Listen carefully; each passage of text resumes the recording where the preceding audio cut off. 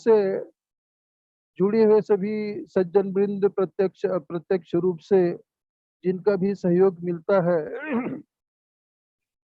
तथा जो और अन्य सहयोग प्रदान करके पूरे प्रवचन को श्रृंखलाबद्ध करके यूट्यूब में भी जिन्होंने और प्रचारित किया है, जगन्नाथ जी साहू, ऑडियो रिकॉर्डिंग श्रीमती लक्ष्मी साहू, लोकेश साहू, नरसिंह साहू आदि समस्त सहयोगियों को बार बार विनम्र प्रणाम स्वीकार हो।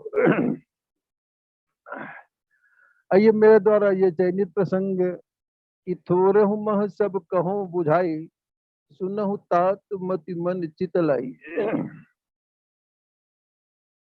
देखिए, प्रभु वन वन विचरण कर रहे हैं, साथ में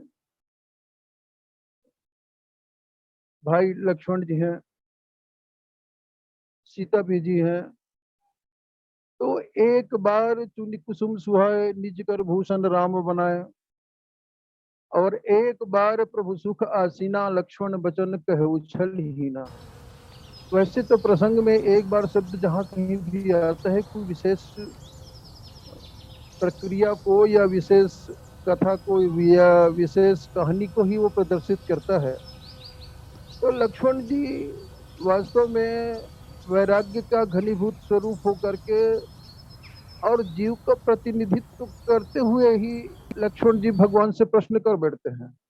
वास्तव में उन्होंने जो प्रश्न किया वो प्रश्न लक्ष्मण जी का नहीं है, वो प्रश्न हमारे समस्त कलयुग के कलिमल ग्रसित जीवों के लिए है, माया से आबद्ध जीवों के लिए है। उन्होंने जो प्रश्न किया और उस प्रश्न का उत्तर हमको जो राम गीता के रूप में यहाँ प्राप्त हो गया है। इसलिए तो कथा सुनने का नियम तो भी हो, लेकिन हम लोग तो कथा सुनने का नियम इसी को ही मानते हैं कि सुना हो तात मति मन चित लाई, मति मन चित और चित्त को लगा करके कथा श्रवण किया जाए। देखिए, मन को लगा करके कथा श्रवण करने से क्या होता है, जीव में देह का भाव प्रबल नहीं होता। देह का भाव प्रबल नहीं होता अर्थात मुझे अच्छा जगह नहीं मिला है, अच्छा सीट नहीं मिला है, मैं धूप में बैठा हूँ कि मैं छाया में खड़ा हूँ, ये सारे जो देह का भाव है वो प्रबल नहीं हो जाता और कथा में मन लगता है। देखिए, हम लोग सब मन को बहुत बहुत भला बुरा सब संतों ने कहा, ठीक है, मन अधोगामी है कहा कई लोगों ने, और बुद्धि है जो ऊर्ध्वगामी है, इसलिए मन की तुलना हम लोग जल से कर देते हैं और बुद्धि की तुलना हम लोग आग से करते हैं। ये बात तो सही है कि मन अधोगामी है, लेकिन मन को अधोगामी बनाने के लिए बहुत कुछ हम लोगों का भी, सांसारिक जीवों का भी उसमें भूमिका है। देखिए, मन अधोगामी है वहां तक तो ठीक है, तो नल बल जल ऊंचे चढ़े तो नीच के नीच। बिहारी जी ने कहा कि पानी में जो नल के बल से या यांत्रिक पद्धति से पानी को ऊपर चढ़ाया जा सकता है, लेकिन वो जब गिरेगा तो नीचे ही मुंह करके गिरेगा, तो नीच के नीच ही है। अच्छा, युग तुलसी परम पूज्य किंकर जी ने, उन्होंने कहा, उन्हें उनसे किसी ने एक प्रश्न किया कि गुरुदेव, मन तो बड़ा चंचल है, मन को कैसे बस में किया जाए? जब हम ध्यान लगाने के लिए बैठते हैं तो मन हमारा इधर उधर भटकता है, तो वो उसको कैसे स्थिर किया जाए? उन्होंने उससे उनसे प्रश्न किया, ये जो प्रश्न है तुम्हारे जिज्ञासा का प्रश्न नहीं है, ये तो कहीं न कहीं से आरोपित प्रश्न है कि आपने सुन रखा है कि मन बड़ा चंचल है, तो मन चंचल है तो इसको किस प्रकार से बस में किया जाए। तो अब वास्तव में मन क्या है? आपकी इच्छा शक्ति के ऊपर बहुत कुछ निर्भर करता है। जैसे एक ग्राइंडर से कोई व्यक्ति चाकू को धार कर रहा है, तो चाकू को धार कर रहा है, उसका पूर्ण ध्यान जो है वो चाकू धार करने में लगा हुआ रहता है। उसके आगे पीछे 50 लोग यदि आएंगे जाएंगे, किसी को नजर उठा के नहीं देख सकते। यदि वो नजर उठा के देखता है तो उसका हाथ या उंगलियां कटने का भय बना रहता है। तो उसमें जो उनकी इच्छा शक्ति है, जो उसकी तल्लीनता है, तो उसके वहां पर मन आड़े नहीं आता, उसका उसका मन आड़े नहीं आता। फिर चलो कोई हल्ला कर रहा है, कोई कुछ कर रहा है, तो उधर में पलट के देख। तो वास्तव में मन को लोगों ने तो कहा ये ठीक है वहां तक कि मन चंचल है। कबीरदास जी तो जो हमारे निर्गुण निराकार मत के प्रवर्तक रहे हैं साहित्य जगत में, जिनका बहुत ही ज्यादा नाम है, उन्होंने मन के बारे में एक बात कही कि मन के कहा न मानिए, मन के मत हजार, मन जो मांगे गुड़ को तो दीजिए लोन उधार। तो मन इस तरह से करने से नियंत्रण में होता है। और मन यदि आपके बुद्धि के नियंत्रण, देखो जागृत अवस्था में मनुष्य की जो 4 अवस्था होते हैं, जागृत, स्वप्न, सुषुप्ति और तुरीय अवस्था। तो जागृत अवस्था में व्यक्ति का बुद्धि प्रधान रहता है, और जो कुछ भी उसके मन में आता है वही काम नहीं करता ना, और वही बात नहीं कर सकता। यदि जो मन में आए वही बात करने लग जाए तो लोग बोलेंगे कि देखो ये आदमी पागल हो गया, उल्टा पुल्टा कुछ भी बोले जा रहा है, जो मन में आए वही बोले जा रहे हैं। अर्थात वो उसको बुद्धि के नियंत्रण से, बुद्धि के तराजू से तौलता है और उसके बाद ही बोलता है, क्योंकि बुद्धि का काम है निर्णय करना। बुद्धि ही निर्णय करती है कि कौन सा माध्यम है या कौन सा कार्य करना चाहिए या कौन सा कार्य नहीं करना चाहिए। इस प्रकार से तो जागृत अवस्था में तो जीव का बुद्धि ही प्रधान रहता है, तो मन उसके बस में होना ही चाहिए। मन उसके बस में होना चाहिए। जैसे पतंजलि योग सूत्र में भी कहा गया कि मन एवं कारणम बंध मोक्ष, मन ही बंधन और मोक्ष का कारण है। और संत शिरोमणि गोस्वामी तुलसीदास जी ने भी उसको ये सिद्ध करके ही भी बताया कि ईश्वर अंश जीव अविनाशी, चेतन अमल सहज सुख राशि, सो माया बस भयो गोसाई, बंधे कीर मरकट की नाई। तो कीर और मरकट जिस प्रकार से बंध जाता है, जिस प्रकार से शिकारी उसे फंसा लेता है, तो वास्तव में न तोता फंसा रहता है और न बंदर फंसा रहता है। एक सुराही में चना डाल के जमीन में गाड़ देते हैं, और बंदर उसमें जब हाथ घुसाता है तो उसका हाथ तो घुस जाता है अंदर, और एक मुट्ठी चना को पकड़ता है और मुट्ठी बांधे बांधे हाथ जब निकालने का प्रयास करता है तो वो नहीं निकलता है। और उसने ये सोच लिया कि लोगों ने, शिकारी ने मुझे पकड़ लिया, फंसा लिया। और उसके बाद शिकारी आता है, गला में रस्सी मारता, बांध देता है, 2 डंडा पीछे से मारता है, उसका मुट्ठी छूट जाता है और बंदर निकल जाता है, उसका हाथ निकल जाता है।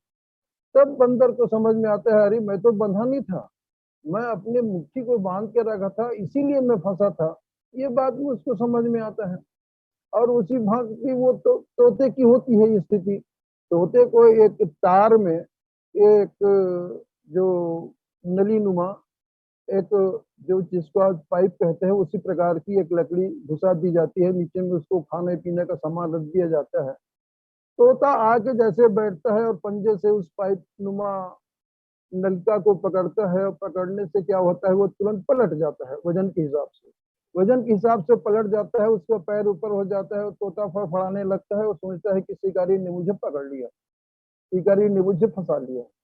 उसके बाद क्या होता है कि जब वो तोता को शिकारी पकड़ता है, जो उसे खींच लेता है, तो उसका हाथ पंजा स्वयं वो नलिका से छूट जाता है, और उसके बाद सब तोता को समझ में आता है कि वास्तव में मैं फंसा नहीं था, मैं हाथ में स्वयं पकड़ा था।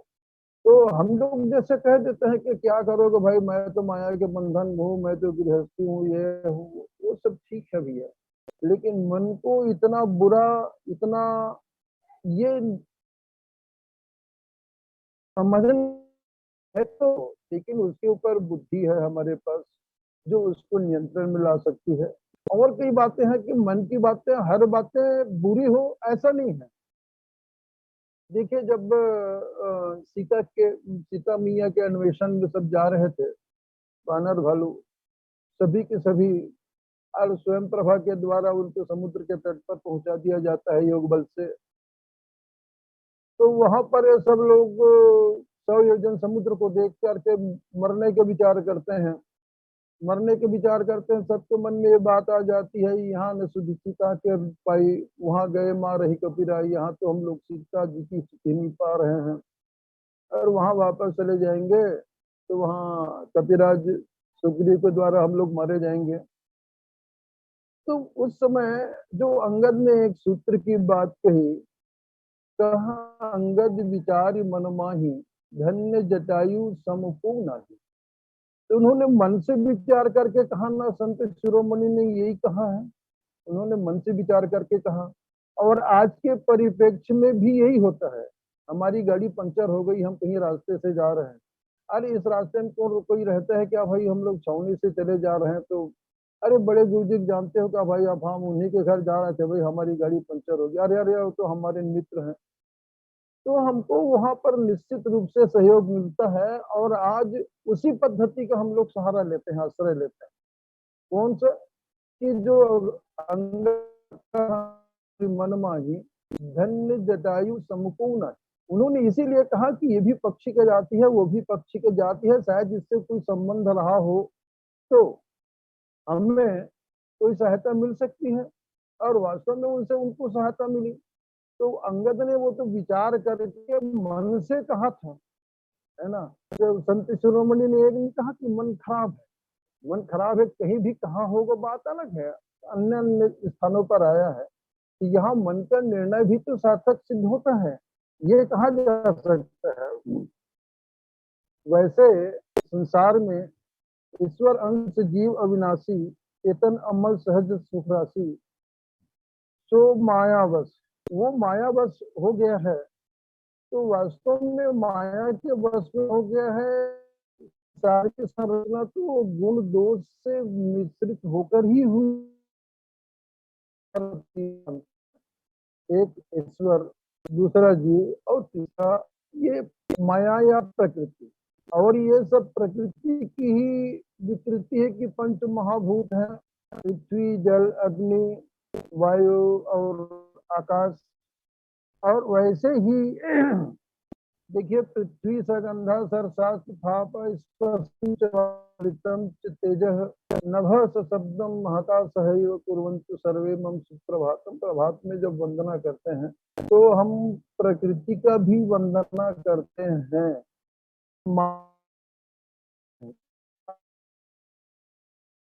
संतों ने तो आप तो मन को ही अधोगामी कह रहे हैं, या मन को बहुत निम्न कोटि का कह रहे हैं, तो संतों ने तो माया को भी निम्न कोटि के कहा है, हमसे जनिल आगे तो माया है।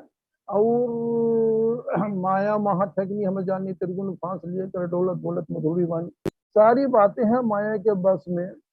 और लेकिन किसी किसी व्यक्ति का, एक ज्योतिष में भी एक बात आती है कि किसी किसी व्यक्ति का यदि चंद्रमा प्रबल नहीं है, क्योंकि गोचर में देखा जाता है कि चंद्रमा यदि नीच का होकर के बैठा है, तो होता क्या है, उसके मन में हमेशा अनिर्णय की स्थिति बनी रहती है, किम कर्तव्य विमूढ़ की स्थिति अक्सर उनके पास बनी रहती है। तो आप ज्योतिषाचार्य के पास जाओगे तो उन्होंने कह देगा कि भाई आपके पास क्या है, आपका चंद्रमा प्रबल नहीं है, तो आप कनिष्ठा उंगली में, यदि आपके पास सोना न हो तो चांदी से मोती को आपको बंधवा करके धारण करो, आपका चंद्रमा प्रबल हो जाएगा। है तो चंद्रमा मनसो जाता है, चक्षु सूर्यो जायत, श्रोतात वायुस्य प्राणस्य, मुखात अग्निर्जायत।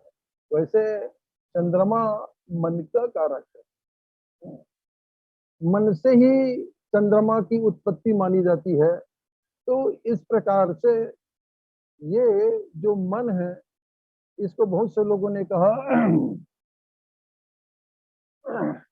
लेकिन संत शिरोमणि एक बात और कहते हैं, इस सरिता जल जल निधि महु जाई, होई अचल जिम जीव हरि पाई। जिस प्रकार से एक जल तो है और जल का स्वभाव है नीचे की ओर बहना। यदि वैज्ञानिक दृष्टिकोण से देखा जाए, वैज्ञानिक दृष्टिकोण से इसका चिंतन किया जाए, तो पृथ्वी में आकर्षण शक्ति है, और आकर्षण शक्ति है इसलिए प्रत्येक पदार्थ को अपनी ओर खींचता है। और आप पहाड़ में भी पानी गिराओगे तो पहाड़ का पानी धीरे धीरे ढाल में बह करके समतल जमीन में आ जाता है, और समतल से भी बहते हुए नीचे की ओर बहते हुए आप पानी गिराओगे तो कभी ऊपर की ओर नहीं जाएगा, जब बहेगा तो वो नीचे की ओर बहेगा। लेकिन संत शिरोमणि ने वो नीचे बहने वाले मन को भी, या मन रूपी उस नदी को भी बहुत अच्छा कहा है कि सरिता जल जल निधि हो जाई, कोई अचल जिम जीव हरि पाई। सरिता का जल, नदी का जल कब तक बहता है और कब तक उसमें चंचलता बनी रहती है? तब तक उसमें चंचलता बनी रहती है कि जब तक वो समुद्र में जाके विलीन नहीं हो जाती। और समुद्र में जाके जब विलीन हो जाती है तो क्या आप बता सकते हैं कि ये गंगा मैया का जल है कि यमुना का जल है कि सरस्वती का जल है, कावेरी, जो भी है, जितनी नदियां जो समुद्र में मिलती है, फिर उसको वहां से भिन्न नहीं किया जा सकता। तो संत शिरोमणि ने बहुत अच्छा उदाहरण दिया कि होई अचल जीव जीव हरि पाई। जिस प्रकार से नदी की चंचलता समुद्र में जाकर के समाप्त हो जाती है, ठीक उसी प्रकार से वो जो जीव की जो चंचलता है, वो भी ईश्वर को प्राप्त कर लेने के बाद, ईश्वर में विलीन होने के बाद फिर उसकी चंचलता समाप्त हो जाती है कि पुनरपि जननम पुनरपि मरणम पुनरपि जननी जठरे शयनम। इस सब बंधन से मुक्त हो जाता है। देखिए, लेकिन उसी नदी के बारे में गोस्वामी जी एक अन्यत्र लिखते हैं कि क्षुद्र नदी भरी चली उतर आई, जिस थोरे उधन खल बौराई। तो क्षुद्र नदी भरी चली उतर आई, जिस थोरे उधन खल बौराई। अर्थात क्या होता है कि जो छोटी छोटी नदियां हैं, उसमें बरसात के दिन में बाढ़ आ जाती है, और वो अपने दो किनारे हैं, जिस परिधि में, जिस सीमा में रह के उसको बहना है, उस सीमा को वो पार कर जाती है। उस सीमा को पार कर जाती है, और उससे ये लगता है कि इसकी जो चंचलता है वो बढ़ गई है। और जब चंचलता बढ़ जाती है नदी की, तो एक बढ़िया बात स्मरण हो आती है किसी ने लिखा नदी के बारे में कि नदी ने इठलाते हुए नदी से पूछा, नदी ने इठलाते हुए कुएं से कहा कि तुझे मालूम है तेरी औकात क्या है? जब नदी ने इठलाते हुए कुएं से कहा कि तुझे मालूम है तेरी औकात क्या है, तो समझ में आ गया कि नदी में चंचलता है, और अपने कहीं न कहीं घमंड को इसने पाल लिया है। तो उस कुएं ने बड़ी शालीनता से जवाब दिया, हाँ बहन, ठहराव और भटकाव में कुछ तो फर्क है। ठहराव और भटकाव में कुछ तो फर्क है। तुझे प्यासे की गरज है और प्यासे को मेरी गरज है। हा? तुझे प्यासे की गरज है और प्यासे को मेरी गरज है। जिसको प्यास लगती है वो कुएं के पास आता है, और तू ऊपर से नीचे जाती है, ऊपर से नीचे जाती है और जाके समुद्र में मिल जाती है। तो ऊपर से नीचे जाती है इसलिए मीठा से खारा हो जाती है, और मैं जब भी जाती हूँ तो नीचे से ऊपर आती हूँ, इसलिए मीठे से मीठा रहता हूँ। तो ये मन की चंचलता, मन हमारे यदि नियंत्रण में नहीं है, हमारी इच्छा शक्ति प्रबल नहीं है, हमारी इंद्रियां हमारे बस में नहीं है। देखो समस्त इंद्रियों का जो अधिपति है, मालिक है, वही तो मन है। माने जो 5 कर्म इंद्रिय है, 5 ज्ञान इंद्रिय है, ये 10 इंद्रियों का मालिक हमारा मन है। और मन यदि हमारे नियंत्रण में नहीं रहा तो इसमें फिर समस्या हो जाती है। गीता में भगवान कहते हैं विषया निवर्तन्ते निराहार से देहिन, अध्याय 2 की बात है। ये इंद्रियों के द्वारा यदि विषय को ग्रहण न किया जाए, इंद्रियों के द्वारा यदि विषय को ग्रहण ना किया जाए तो इंद्रियां बस में हो जाती है, ऐसी बात नहीं है। उसमें रहने वाली उसकी जो आसक्ति है उसका विनाश होना जरूरी है, उसकी निवृत्ति नहीं हो पाती है ना। देखिए जैसे त्याग और वैराग्य 2 शब्द है। तो त्याग में क्या है? त्याग में बलपूर्वक छोड़ना। यदि किसी को बलपूर्वक छोड़ा जाए तो उसे त्याग कहते हैं, और जो स्वतः छूट जाए वो वैराग्य है ना। तो बिना ज्ञान के धर्म की विरति योगते ज्ञाना, ज्ञान मोक्ष प्रद वेद में खाना। ये वैराग्य में ज्ञान प्रधान है और त्याग में आपकी आपका मन प्रधान है, आपकी इच्छा शक्ति प्रधान है। अच्छा, ये तो मन की बात हुई। मन मन सुनहु तात मति मन चितलाई। ये मन लगा करके सुनने से आपका देह का भाव प्रबल नहीं होगा, आपको सुनने में इच्छा रहेगी, आप बिल्कुल तल्लीनता से सुनेंगे। इसलिए कथा को या किसी भी बात को मन लगा करके सुनो। मति लगा करके सुनने से क्या हो गया? सुना तात मन मति चितलाई, या मति मन चितलाई। मति से लगा करके सुनने से क्या होता है? मति लगा करके सुनने से कथा आपको समझ में आ जाएगी कि मेरी मति लग गई है, और इसलिए कथा समझ में आती है। कभी कभी क्या होता है, एक बहुत बड़े संत हैं, उन्होंने एक उदाहरण दिया। जैसे आपको कोई फिल्म देखना है, आपने फिल्म देखा, तो फिर उसके बाद आप जान जाते हैं कि इसका डायरेक्टर कौन है और इसका प्रोड्यूसर कौन है, इस कहानी को किसने लिखा है, इसमें गीत किसने गाया है। सारी बातें आपकी इच्छा शक्ति के ऊपर निर्भर करती है, और निर्भर करने के कारण आप उन सभी चीजों को जान सकते हैं। लेकिन यदि किसी भी कथा में यदि बुद्धि लगानी हो, और बुद्धि के बिना यदि आप कथा सुन रहे हैं, तो आपको समझ में जितना चाहिए उतना समझ में नहीं आता। जैसे एक बार क्या हुआ, 2 गुरु और शिष्य, 2 व्यक्ति थे। तो दोनों व्यक्ति जाते थे गांव गांव में, और कथा होती थी और कथा कहते थे। एक बार की बात है, वो शिष्य को थोड़ा सा ऐसा अहंकार हुआ कि मैं भी कुछ जानता हूँ, मैं भी कथा कहूंगा। उन्होंने अपने गुरुदेव से कहा, गुरुदेव आप बार बार जाते हैं, हर गांव में जाता हूँ मैं आपके साथ में, मैं भी कथा कहता हूँ, मैं भी कथा कहूंगा करके सोचता हूँ, लेकिन आप मुझे मौका ही नहीं देते। तो गुरुदेव ने कहा ठीक है, चलो आगे गांव में तुम कथा कह लेना, उसमें कोई बात नहीं है।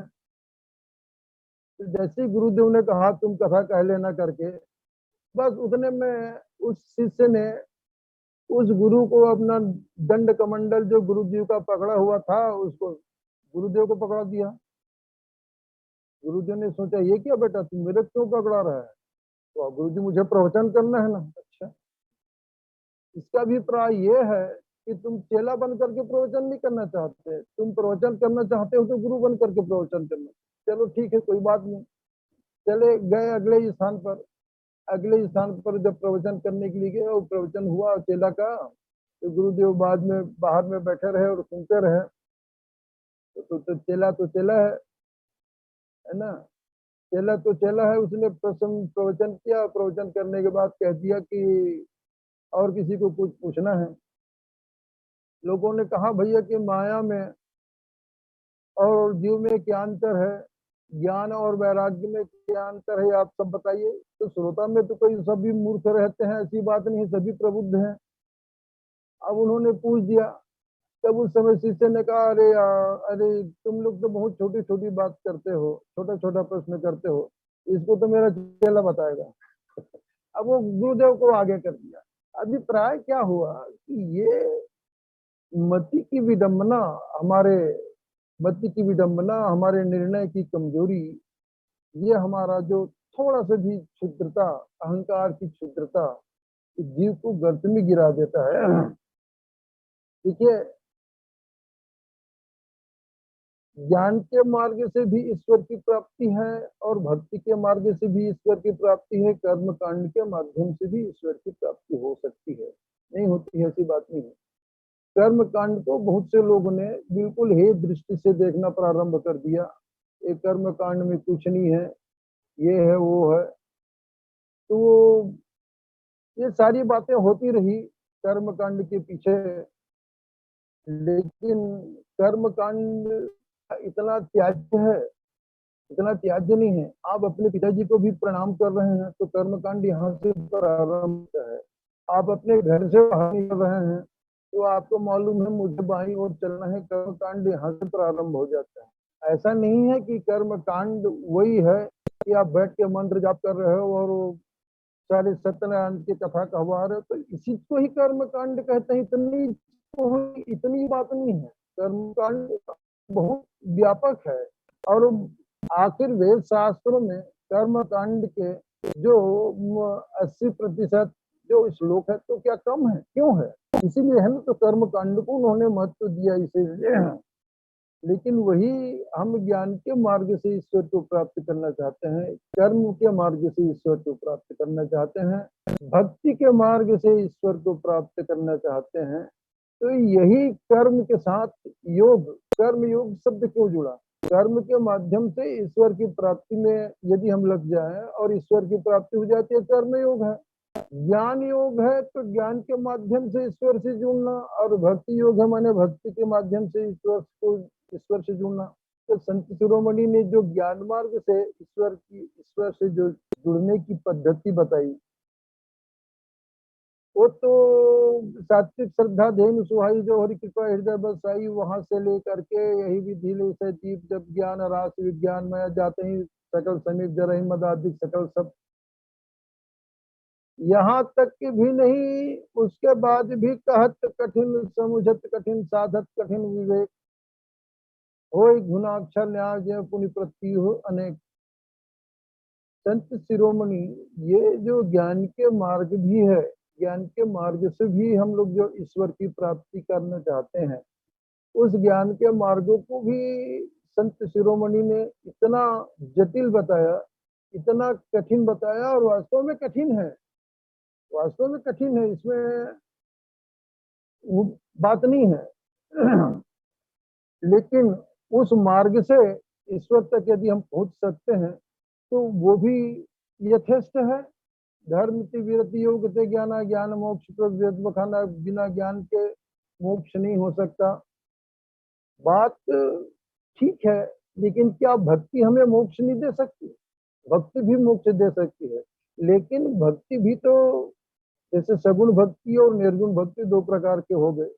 भक्ति भी तो सगुणोपासक मोक्ष न ले, इनका राम भगत निज दे। जो सगुण उपासना करते हैं, जो भगवान के कथा में तल्लीन रहते हैं, भगवान के गुणानुवाद गाने में, सुनने में, श्रवण में, कीर्तन में, मनन में जिनका मन हमेशा लगा रहता है, वो मोक्ष भी नहीं चाहता है, वो मोक्ष को भी तुच्छ समझता है, और मोक्ष को भी तुच्छ समझ करके वो बार बार जन्म लेना चाहता है, वो मोक्ष नहीं पाता है। सगुण उपासक मोक्ष नहीं ले, सगुण के उपासक मोक्ष को कभी नहीं स्वीकार नहीं करते हैं। अब राजा दशरथ के बारे में भी यही बात कहा गया कि सगुण उपासक दशरथ भेद भगति और लायो, ताते उमा मोक्ष नहीं पायो। राजा दशरथ ने अपने मन में भेद भक्ति बसा के रखी थी, इस कारण उन्होंने मोक्ष को प्राप्त नहीं किए। और जिस समय रावण की मृत्यु हुई, रावण की मृत्यु हुई तो क्या होता है कि रावण की मृत्यु के समान समय में ते ही अवसर दशरथ कहाँ आए, तनय विलोक नयन जल छाए, अनुज सहित गृह वंदन कीन्हा, आशीर्वाद पिता तब दीन्हा। तो वहाँ संत शिरोमणि बहुत बढ़िया एक सूत्रात्मक चौपाई लिखते हैं कि रघुपति प्रथम प्रेम अनुमाना पितई पितई दीन्यु दृढ़ ज्ञाना। भगवान पहले प्रेम का अनुमान करके, मेरे पिताजी मुझसे इतना प्रेम करते थे, इतना प्रेम करते थे कि मेरे कारण राखेव राय सत्य मोहि त्यागी, तनु परिहरेव प्रेम पण लागी। वास्तव में बात तो यह है कि राखेव राय सत्य मोहि त्यागी, तनु परिहरेव प्रेम पण लागी। प्रेम के अपने प्रण को निभाने के लिए उन्होंने अपने प्राणों को भी उत्सर्जन कर दिया। मेरे पिताजी मुझसे इतना प्रीति करते हैं। तो रघुपति प्रथम प्रेम अनुमाना पितई पितई दीन्यु दृढ़ ज्ञाना। अपने पिताजी को देख करके उन्होंने आंख के माध्यम से ही अपने पिताजी को ज्ञान दिया, और ज्ञान की जब उनके पास दृढ़ता हो जाती है तब क्या होता है कि बार बार कर प्रभु प्रणामा, और दशरथ हर्ष गए सुरधामा। महाराज दशरथ फिर उसके बाद प्रभु को प्रणाम किया, क्योंकि आए तब तो वो अपने पुत्र को ही देख रहे थे।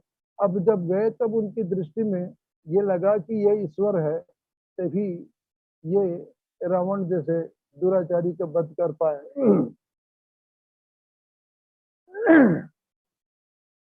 तो उनका प्रश्न लक्ष्मण का जो था कि ईश्वर जीव भेद प्रभु सकल कहो समुझाए, जाते हो चरण रति शोक मोह भ्रम जाए।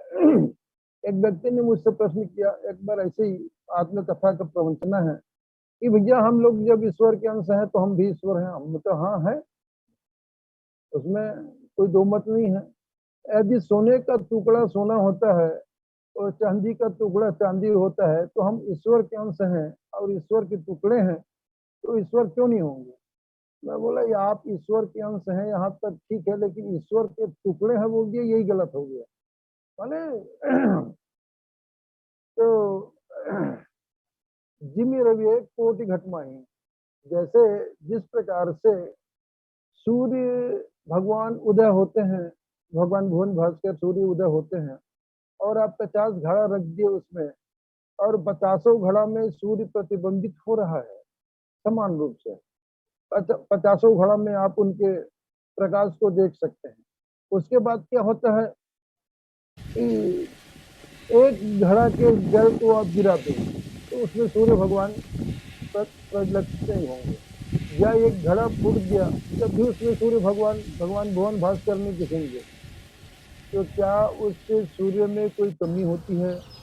नहीं होती। दिखने लिए तो प्रत्येक घड़ा में सूर्य प्रतिबिंबित हो रहा है जब उसमें जल है तो, लेकिन ये जल यदि टूट खत्म हो गया तो उसमें प्रतिबिंबित होना कम हो जाएगा, खत्म हो जाएगा।